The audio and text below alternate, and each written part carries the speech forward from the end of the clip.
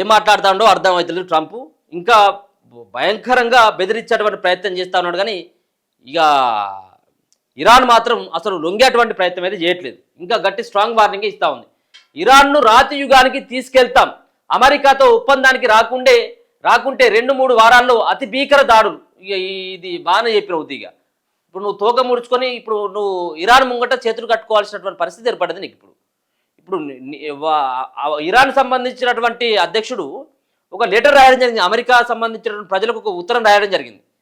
ఆ ఉత్తరం ద్వారా ఒక సందేశాన్ని ఇవ్వడం జరిగింది, ఒక మంచి సందేశాన్ని. ఆ సందేశం రేపు ట్రంప్కు ఉరితాడుగా అయ్యేటువంటి అవకాశం ఉండబోతా ఉన్నది. అక్కడ ఉన్నటువంటి అమెరికాలో ఉన్నటువంటి ప్రజలు వేల సంఖ్యలో రోడ్ల మీదకి వచ్చి ట్రంప్కు వ్యతిరేకంగా వాళ్ళు నినాదాలు చేసేటువంటి అవకాశం కూడా ఉన్నది. అది కూడా చూద్దాం. ప్రతి విద్యుత్ ఉత్పత్తి కేంద్రంపై ఏకకాలంలో దాడులు చేస్తాం, ఆ దేశాన్ని అంధకారంలోకి నెట్టేస్తాం. Operation Epic Fury success, Iran కీలక నాయకత్వం కథం, ఆ దేశ నౌకదళం ఎయిర్ ఫోర్స్ తుడిచిపెట్టుకుపోయాయి.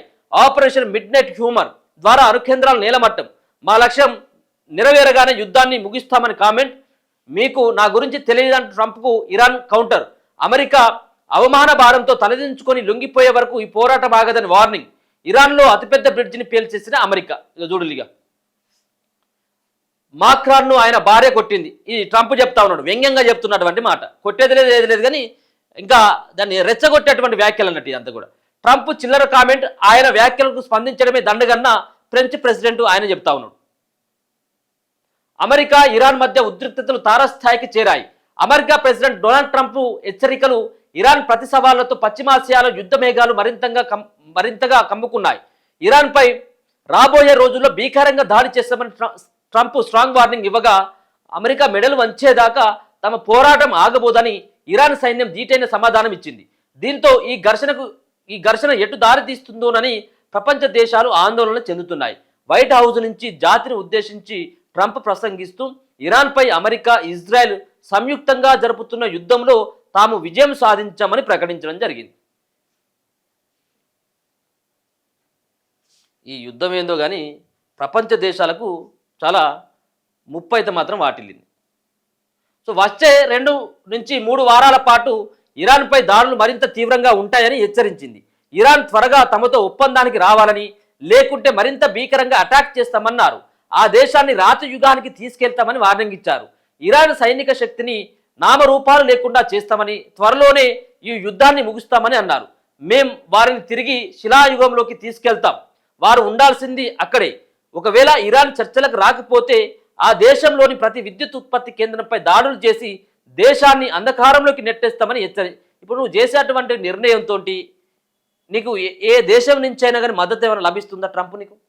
నువ్వు చేసేటువంటి దేనికోసం నువ్వు యుద్ధం చేస్తావు? నువ్వు ఇజ్రాయెల్కి ఇరాన్కి మధ్యలో ఉన్నటువంటి చిన్నపాటి యుద్ధం అవ్వు, అది పెద్దగా ఇబ్బంది ఏం కాకపోవు. నువ్వు ఏదో ఇజ్రాయెల్కి సపోర్ట్ చేస్తారని చెప్పేసి పెద్ద మొగోళ్ళు లెక్క పోయి ఇలా నువ్వే ఇరుక్కునేటువంటి పరిస్థితి దాపరించింది నీకు. ఇప్పుడు నీ అమెరికాలో ఉన్నటువంటి వాళ్ళని, ఆ పౌరులైనా కనీసం నీకు మద్దతు తెలుపుతా ఉన్నారా? నువ్వు చేసేటువంటి దుర్మార్గమైనటువంటి ఒక పనితోటి లక్షల కోట్ల రూపాయలంతా కూడా ఇలా అమెరికా ప్రజల పైన భారం పడబోతా ఉన్నది. ఇదంతా కూడా ఏంటి, పేలుడు సామాగ్రి కావచ్చు, యుద్ధ విమానాలు కావచ్చు, సైనిక చర్యలు కావచ్చు, వీటన్నిటితోటి ఎన్ని వేల డాలర్ల రూపాయలు ఆవిరైపోతూ ఉన్నాయి. దేనికోసం నువ్వు చేసేది? అణు కేంద్రాలను ధ్వంసం చేసినవు, క్షిపణి కేంద్రాలు భద్రమట. ఇక యుద్ధంతో అమెరికా ప్రజలకు ఒరిగిందేమిటి? పశ్చిమాసియాలో కొనసాగుతున్న భీకర పోరు నేపథ్యంలో అమెరికా ప్రజలను ఉద్దేశించి ఇరాన్ అధ్యక్షుడు మసూద్ పెజిష్కియన్ ఒక సంచలన బహిరంగ లేఖ రాశారు. ఈ యుద్ధం నిజంగా అమెరికా ప్రయోజనాల కోసమేనా అని ఆయన ప్రశ్నించారు. ఈ పోరాటం వల్ల అమెరికా పౌరులకు దక్కేదేమీ లేదని, కేవలం ఇజ్రాయెల్ ప్రయోజనాల కోసమే ఈ యుద్ధంలోకి దిగిందని ఆరోపించారు. ఇరాన్ ఇంధన పారిశ్రామిక మౌలిక సదుపాయాలపై అమెరికా, ఇజ్రాయెల్ దాడి చేయడం అంటే నేరుగా ఇరాన్ ప్రజలను దెబ్బతీయడమే. ఇది ముమ్మాటికి యుద్ధ నేరం అని మండిపడ్డారు. ఈ యుద్ధం వల్ల అస్థిరత పెరగడమే తప్ప అమెరికా ప్రజలకు ఎలాంటి మేలు జరగదని స్పష్టం చేశారు. ఇజ్రాయెల్ చేతిలో అమెరికా ప్రభుత్వం కీలుబొమ్మగా మారిందా, ఇజ్రాయెల్ కోసం అమెరికా యుద్ధ ప్రతినిధిగా వ్యవహరిస్తున్నదా అని ఆయన నిలదీశారు. ఇరాన్ నుంచి ఎలాంటి ముప్పు లేకపోయినా అమెరికా యుద్ధానికి దిగిందని పేర్కొనడం జరిగింది. ఇప్పుడు నువ్వు ఇజ్రాయెల్ కోసం నువ్వేదో ముంగటుండి నడిపించి యుద్ధాన్ని నేనే చేసిన, ఈ యుద్ధంలో ఇజ్రాయెల్కి సపోర్ట్ చేసి గెలిపించుకొచ్చిన అని చెప్పేసి అనడం ద్వారా అమెరికాలో ఉన్నటువంటి ప్రజలకు ఈ యుద్ధం ద్వారా ఒరిగింది ఏంటిది నువ్వు సపోర్ట్ చేయడం ద్వారా అనేది ఆయన నిలదీసేటువంటి ప్రయత్నం చేస్తుంది. ఇది 100% నిజమే, 100% నిజమే కదా. అమెరికా ప్రజలకు ఏమున్నది, అమెరికాకు $1,000 నష్టమే తప్పించి లాభం అయితే 1% కూడా లాభం లేదు.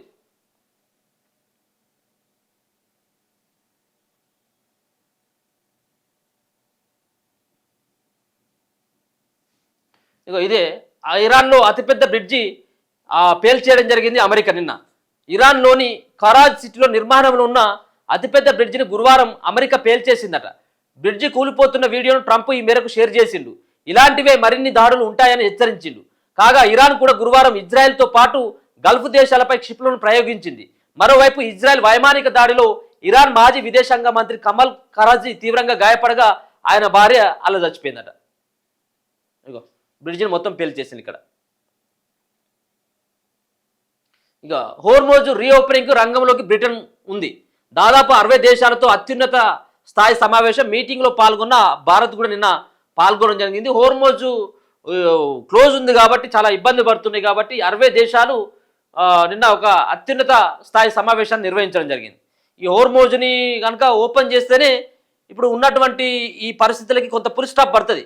గ్యాస్ కొరత కావచ్చు, ఆయిల్ కొరత కావచ్చు, ఈ ఔషధాలకు సంబంధించినటువంటి ముడి సరుకులు, వీటన్నిటిపైన కొంత ఉపశమనం లభించేటువంటి అవకాశం కనపడుతుంది. మొత్తం అంతా కూడా హోర్మోజ్ను ముయ్యడం ద్వారా ఈ పరిస్థితి దాపరించి ప్రపంచ దేశాలకు అన్నిటి కూడా.